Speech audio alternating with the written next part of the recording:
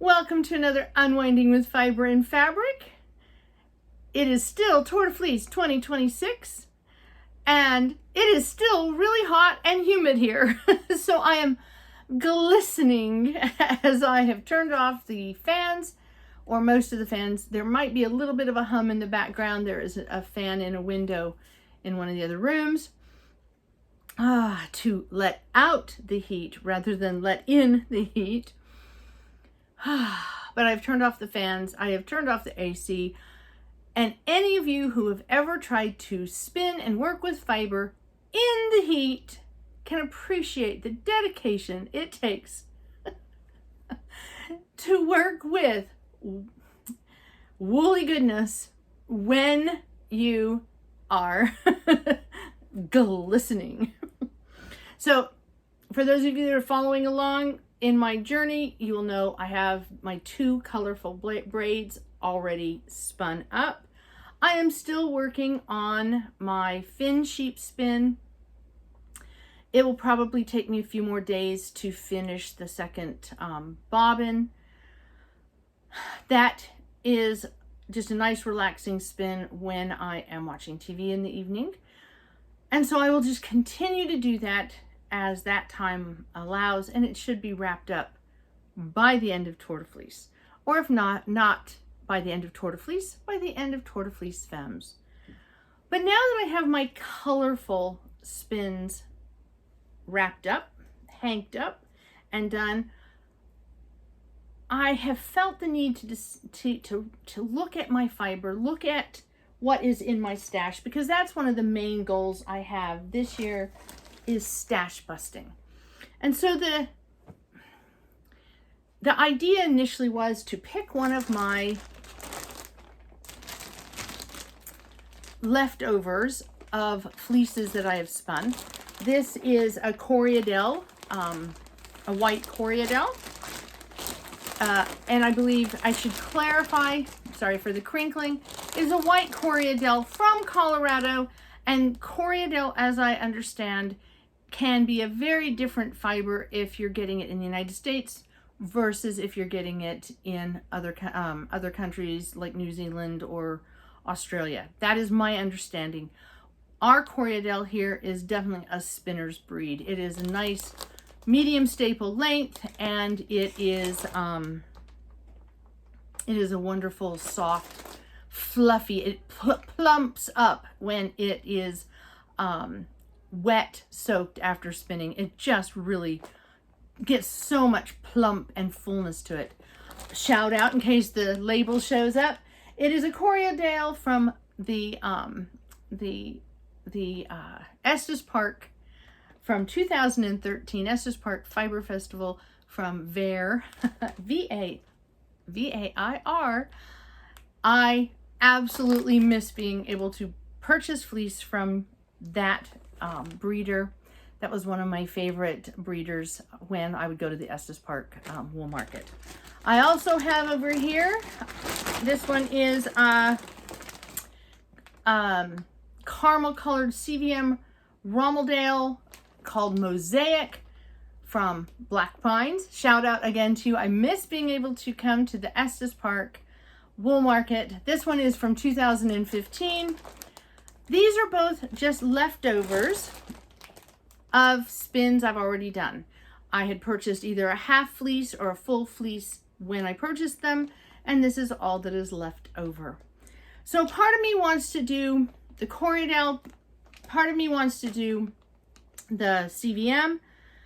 One of the things I want to do when it's not so hot is actually take a lot of my CVM and start blending it with alpaca of similar colors and getting an alpaca CVM blend. I think it'd be really good sweater fiber.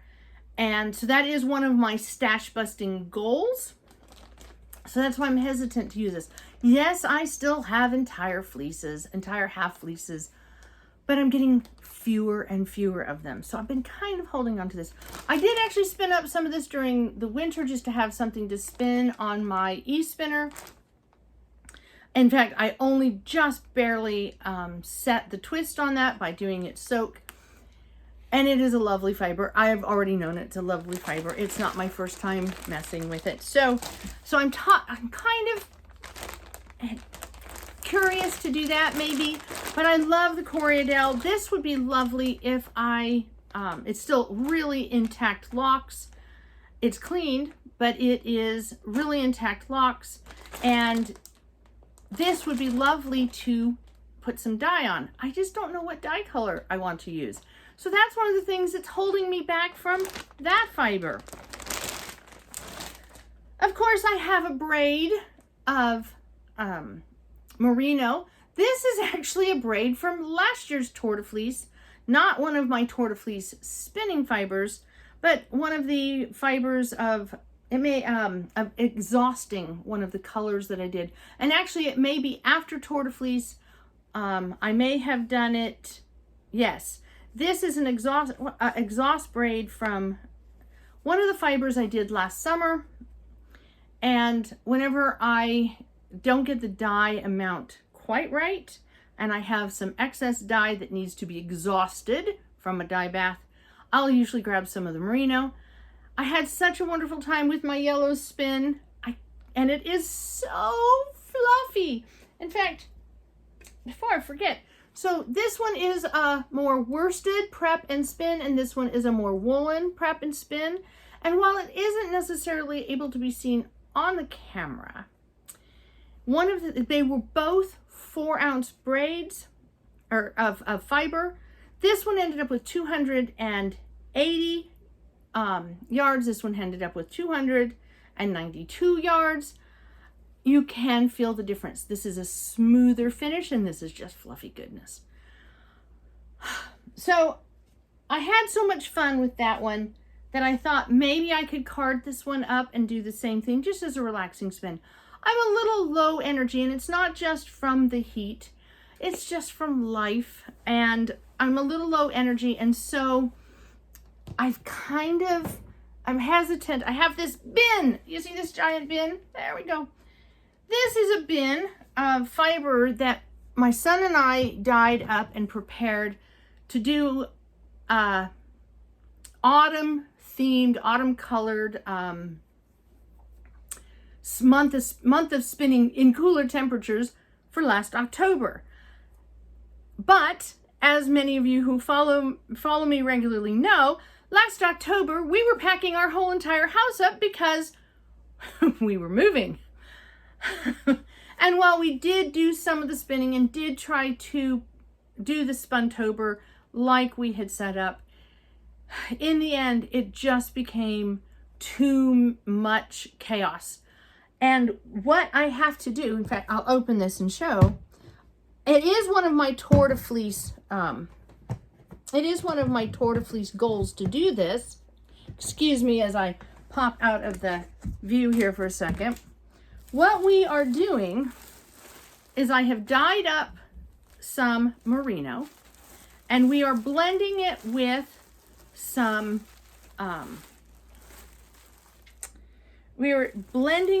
two other fibers that I think this may be some of the Coriadel, and this is the CVM. And what we're doing is we're blending them together to have two different, here's an example, to have two slightly varying colorways. Oops. Sorry, I'm dropping everything. Don't want to lose my tags.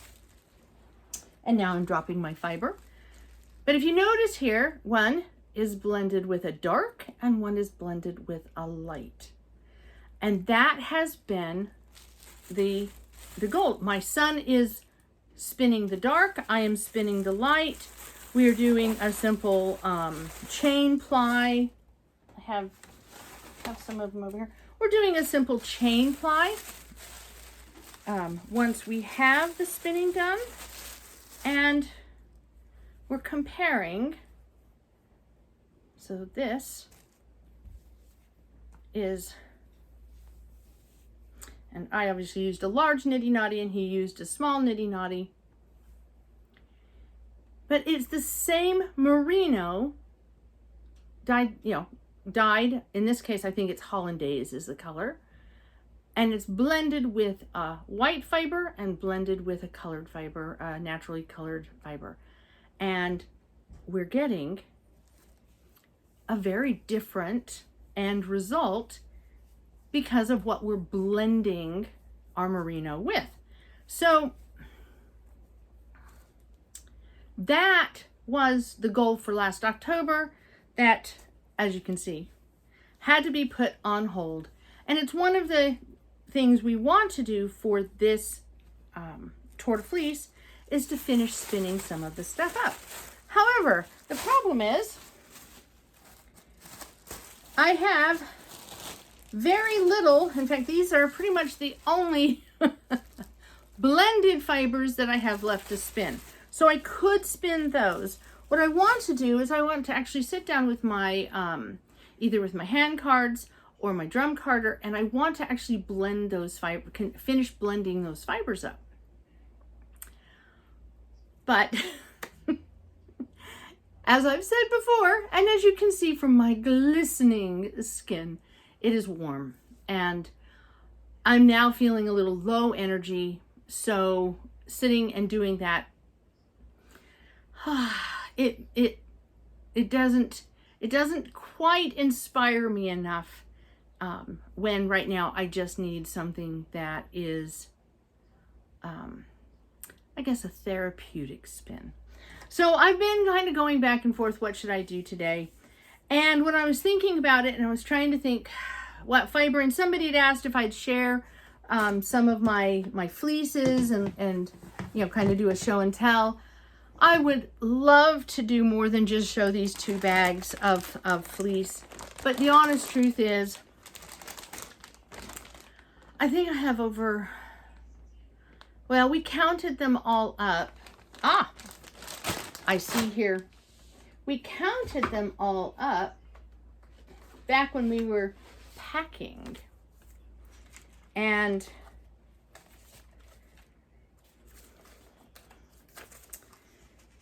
while I don't have a complete a tally as far as the count, these are our inventory sheets. Each of these pages have about 3 to 4 fleece on them. And as you can see, there's a few pages. So sharing my fleece and sitting down and going through my fleece is something that was wonderful to do with my son as we took them out of the buckets that we'd kept the fleece in before we moved, and we shrunk wrapped them into these shrinkable bags. It was a wonderful thing to do with my son, but it's not something I think is going to be very fun as far as a video, especially not right now.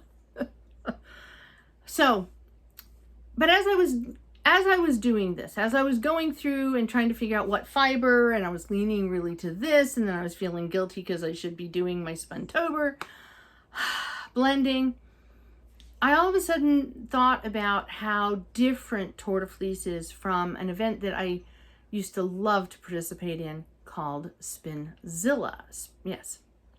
So Spinzilla was a monster of a spin. It was a 1 week challenge. And I know there have been some people who now do, they try to have it as spinning week in the beginning of October. And it's one of the reasons I thought it'd be nice to do something in October as well. I miss Spinzilla. It was insane, but it was so much fun. Spinzilla was a competition. Spinzilla was something you did register for. And it was a competition amongst teams. Teams had a cap of how many participants could be in them. And it really was a competition to see how many miles of yarn we could create in a 1 week time. And I enjoyed doing Spinzilla. But with Spinzilla, you wanted all of your fibers prepped before Spinzilla started. Now, I won't try to explain what happened to Spinzilla. I'm sure that there is information out there. But the short answer is that this was an event that started off as a brilliant idea, hosted by an organization that wanted to encourage people to try the fiber arts, whether it's knitting or crochet or spinning or weaving. And they hosted it, and it went not just national crazy, went international crazy. And it grew so quickly and was so well received by the public that it outgrew what the organization could manage. One of the things we forget when we get involved in these events is that somebody's organizing them. And a lot of times, the people who are organizing them are doing so simply for us, the participants' benefit, and not for income, not for like a yarn con, a spin con. Now there's an idea. Oh my goodness. Instead, we have these big fiber festivals. We have these huge fiber festivals, just like all of these big events. And people come from all over to be at these fiber festivals. But these festivals are set up to support the vendors, and these festivals are to support us as the people purchasing. And while we can have small events amongst friends getting together and spinning, we can have little retreats and things of that nature. These events are around not just helping the community, but they are an income generating event. And Spinzilla and Tour de Fleece were never intended to be income generating in that sense. They've always been participant centered. And Spinzilla did very, very quickly overwhelm its behind the scenes management. Tour de Fleece has evolved over the years in many different social media platforms. It was also set up at one time to be a little team oriented, but not in the competition necessarily way that Spinzilla was. I miss Spinzilla. I miss sitting down for a week and spinning like mad. Whether you were on a team or you were a roguezilla, which I tended to do, is be a roguezilla. You could participate, you could have fun, and it was wonderful. It was wonderful camaraderie. I was very fortunate. I got to participate in a big event hosted at the Denver Art Museum, and it was a joy. But you had to be prepared before Spinzilla. You had to have your fiber carded, your fiber ready, because you did not take a break to prepare fiber. You just spun. My body appreciates that I'm not doing a 1 week intensive spin this year. The truth is the last Spinzilla that I did, it did have an adverse effect on my body by the end that I'm only just now, all these years later, and I mean it has been years later, all these years later, recovering from, because we now understand a little bit more about what was an underlying condition before I did that Spinzilla. Tour de Fleece, on the other hand, there is nothing at all preventing us from preparing our fleece during the event. There might be teams that it is beneficial if you are prepared ahead of time, but it is really an event that allows us to pick and choose how we participate in it. And that is what I do like about Tour de Fleece. Yes, we do need to be mindful of the people behind the scenes trying to make this possible for us. Whether it is on Facebook, on Discord, on Ravelry, whether it is your local yarn store and fiber supplier, Whether it's just a local friend who is opening their homes for a spin-in, regardless of who is in the behind the scenes helping facilitate these events, let's be mindful, let's be grateful, and let's pitch in wherever we can.